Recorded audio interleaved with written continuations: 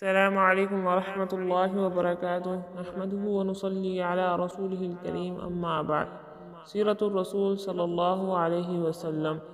اللہ تعالی نبی اکرم صلی اللہ علیہ وسلم کے متعلق فرماتا ہے،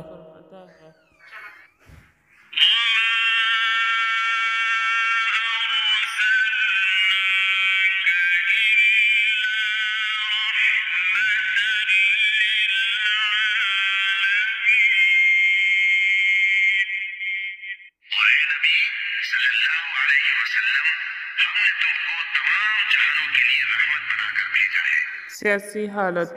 ظہور اسلام کے وقت جزیرہ عرب میں کوئی باقاعدہ نظام حکومت موجود نہ تھا۔ آپس کے جھگڑوں کے تصفیے کے لیے کوئی عدالت نہ تھی۔ امن قائم رکھنے کے لیے پولیس کا محکمہ نہ تھا۔ بیرونی حالات کی روک تھام کے لیے کوئی باقاعدہ فوج نہ تھی۔ لوگوں کا اپنا کوئی سکہ نہ تھا۔ قبائلی نظام۔ جزیرہ عرب کے باشندے مختلف قبیلوں میں منقسم تھے۔ ہر قبیلہ چند خاندانوں کا مجموعہ ہوتا تھا۔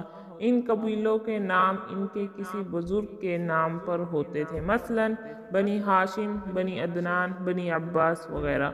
ہر قبیلے کا ایک سردار ہوتا تھا جو شیخ کہلاتا تھا۔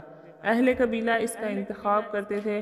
عموماً اس شخص کو سردار چنا جاتا تھا جو مجموعہ صفات ہوا کرتا تھا۔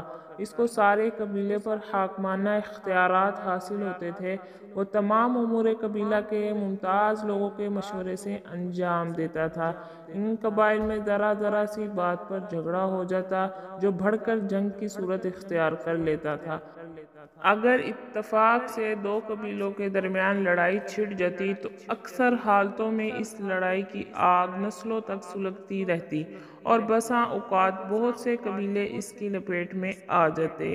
جب کبھی کسی قبیلے کو موقع ملتا وہ اپنے حریف قبیلے پر حملہ کر کے قتل و غارت کا بازار گرم کر دیتا۔ قبیلہ بکر اور تغلب کے درمیان جو ایک اونٹنی کے باعث جھگڑا اٹھ کھڑا ہوا تھا، اس کا سلسلہ 40 سال تک جاری رہا۔ ادب عربی میں یہ واقعہ جنگ بسوس کے نام سے مشہور ہے۔ اسی طرح ایک مرتبہ گھوڑے دوڑانے پر بنو عبس اور ذیبان کے درمیان تنازع ہو گیا۔ اس کو جنگ داحس و عنبرہ کے نام سے یاد کیا جاتا ہے۔ دونوں قبیلے برسوں تک باہم نبرد آزما رہے۔ عرب معاشرے کی بری رسومات۔ زمانہ جاہلیت کے عرب معاشرے میں جہاں بہت سے اوصاف اور خوبیاں موجود تھیں، وہاں معاشرہ کئی بری رسموں اور بدعتوں کا شکار تھا۔ قدیم عرب اس حد تک بے رحم تھے کہ نشانے کے لیے زندہ جانوروں اور پرندوں پر مشق کرتے تھے۔ زندہ اونٹ کے جسم سے گوشت کاٹ کر کھا جاتے تھے۔ عرب لوگ اگر اپنے دشمن پر قابو پا لیتے تو اسے سنگ دلی سے قتل کرتے تھے۔ ایک ایک کر کے اس کے اعضاء کاٹتے تھے یا اسے درخت سے باندھ کر تین کا نشانہ بناتے تھے۔ عرب بہادر ہونے کے ساتھ ساتھ توہم پرست بھی تھے۔ بھوت پریت ان کی رگوں پر سوار رہتے تھے۔ مردوں کے بارے میں ان کا خیال تھا کہ مردے کی روح الو بن کر اس کی قبر پر ٹھکانہ کر لیتی ہے۔ عربوں میں فال گیری اور جادو کا بہت رواج تھا۔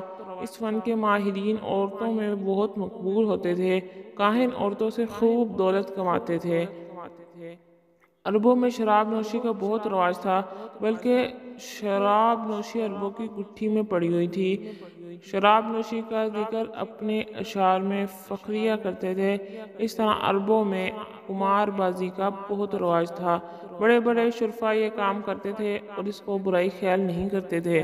سود خوری عربوں میں سودی کاروبار عام تھا اور سود کاری پر کوئی پابندی نہ تھی۔ ضرورت پڑنے پر لوگ اپنے بیوی اور بچے رہن رکھ کر رقم حاصل کرتے تھے۔ اگر مقروض وقت مقررہ پر رقم ادا نہ کرتا تو قرض خور رقم کو مزید بڑھا دیتا۔ اس طرح مقروض قرض کے نیچے اتنا دب جاتا کہ ساری عمر قرض ادا نہ کر سکتا۔ افلاس اور عار کی وجہ سے بعض عرب قبیلے لڑکیوں کو پیوند خاک کر دیتے تھے۔ جب کسی کے ہاں بچی پیدا ہوتی تو اس کا سر ندامت سے جھک جاتا تھا۔ عربوں میں بے حیائی کا یہ عالم تھا کہ مرد و زن ننگے ہو کر خانہ کعبہ کا طواف کرتے تھے۔ لوگ ننگا ہونے کو عار سمجھتے نہیں تھے۔ عربوں میں غلامی کا رواج تھا۔ غلاموں کی حالت از حد خراب تھی، ان کے ساتھ جانوروں سے بدتر سلوک کیا جاتا تھا، ان سے بہت زیادہ خدمت لی جاتی تھی اور پیٹ بھر کے کھانے کے لیے کھانا نہیں دیا جاتا تھا۔ عربوں میں غربت بہت زیادہ تھی، اس وجہ سے وہ لوٹ مار، چوری ڈکیتی کی عام وارداتیں کرتے تھے۔ عرب اس کام کو بہادری اور جواں مردی خیال کرتے تھے، اس کام کو وہ پیشے کے طور پر کرتے تھے۔ عرب میں زناکاری عام تھی، لوگ شراب پیتے اور گانے والی عورتوں سے گیت سنتے۔ شعراء بڑے فخریہ انداز سے اپنے قصائد میں محبوب کا نام لے کر اور اس کے ایک ایک عضو کی تعریف کرتے تھے۔ عمرہ لوگ اپنے گھروں میں لونڈیوں سے یہ کام کروا کر پیسہ کماتے تھے۔ عربوں میں عشق بازی کا بڑا رواج تھا اور یہ مرد چھوٹوں سے لے کر بڑوں تک پھیلا ہوا تھا۔ سوسائٹی میں اس کو برا خیال نہیں کیا جاتا تھا، بلکہ جو شخص عشق نہیں کرتا تھا اس کو نکما سمجھا جاتا تھا۔